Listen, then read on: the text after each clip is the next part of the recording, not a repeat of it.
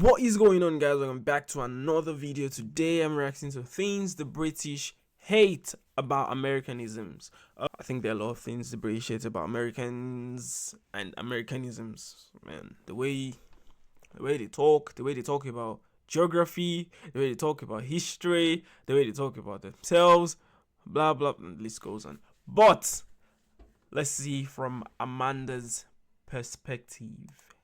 I could care less. I mean, I couldn't care less. What other Americanisms annoy the Brits? Stick around to find out.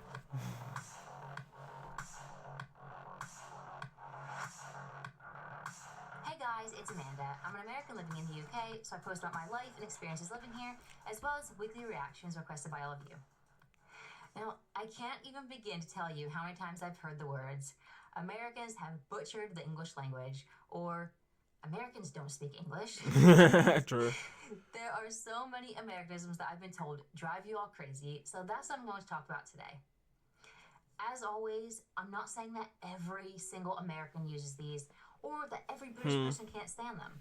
These are just generalizations. But if you could only choose one, what Americanism would you put on the list? Let me know in the comments. Number 1, can I get?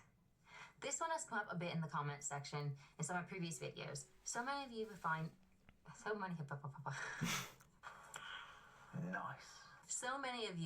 this one not only annoying but also rude. For instance, in restaurants, we might say, "Can I get a Coke?" instead of, "May I please have a Coke?" And after living here for years, I can see how that may sound impolite. However, that definitely isn't our intention. But now that I'm thinking about it, it's like we're asking if we can go get it ourselves. Like, can I go get a Coke? Which obviously doesn't make sense at all. I use "can I" all the time. Is that rude? Please can you give me, please can I have, please may I use "can I" and I've never ever thought it was rude. I don't think it's rude, and if anyone thinks it's rude, you're rude. But there you go. That's just how we do it. Number 2, touch base. It just means to make contact or connect with someone, like, we should touch base next week. Some people think its roots are in baseball because the runners have to make contact with the bases to be safe from the fielders. Never heard it before. Which sounds like a bit of a long shot. Another theory is around business and the idea of a base as a headquarters, leading to salesmen in the field touching base or returning to headquarters to meet with a client. I think that one makes slightly a bit more sense, but no one really knows. Number 3, least worst option.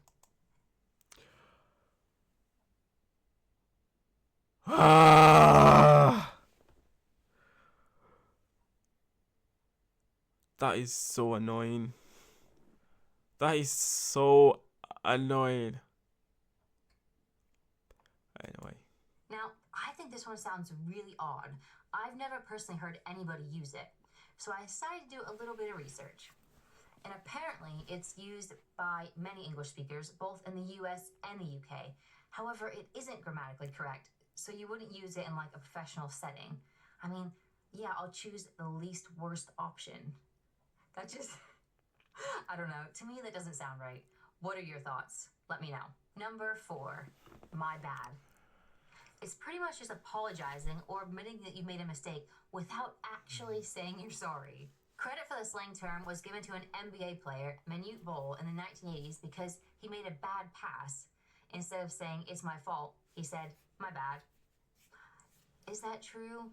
Did it come from a basketball player in the 80s? I don't know, but that is the story. Number 5, math. I get the term is mathematics with an S, but every American I've ever met says math. Apparently the US and Canada are the only countries to say it that way. And to be honest, maths just sounds really odd to me. But that's probably just because that's not what I'm used to. That's not what I've grown up being taught. It should be maths. Like Who knows?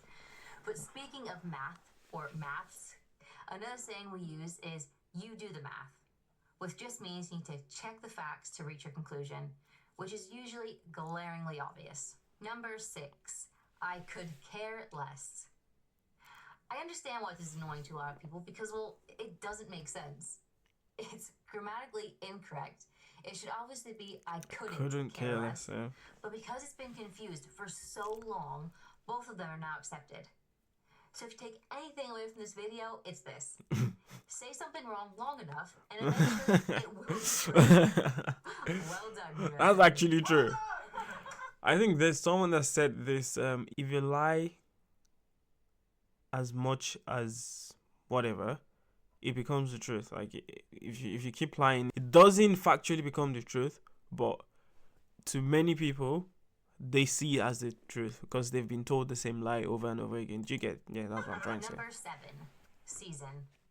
We Americans say seasons when referring to TV shows, whereas my lovely British friends call it a series. And from what I've read, it's because it's British tradition for a series to have 1, sometimes 2 writers compared to multiple US writers. So it's hard to come up with longer scripts without sacrificing the quality of the show. I can absolutely appreciate that because as much as I love binging TV shows like Supernatural or True Blood, both great shows by the way, sometimes writers just drag it out too long and it can ruin it. Number 8.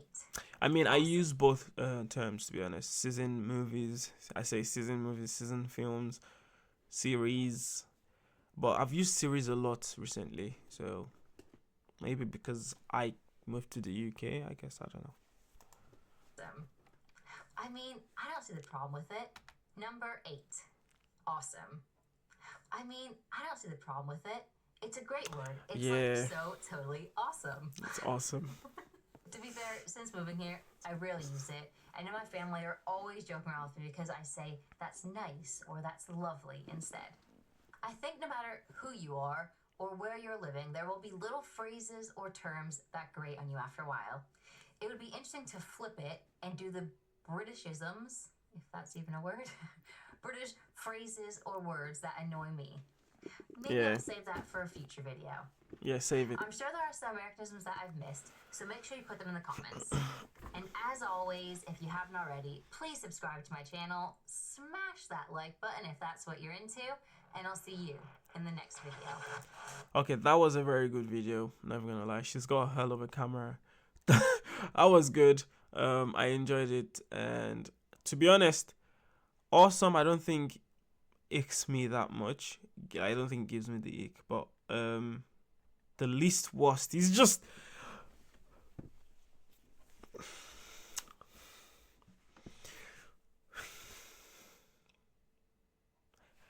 anyway, yeah, least worst. Jesus Christ, who says that? Anyway, thank you guys for watching. If until we see you next time, peace out.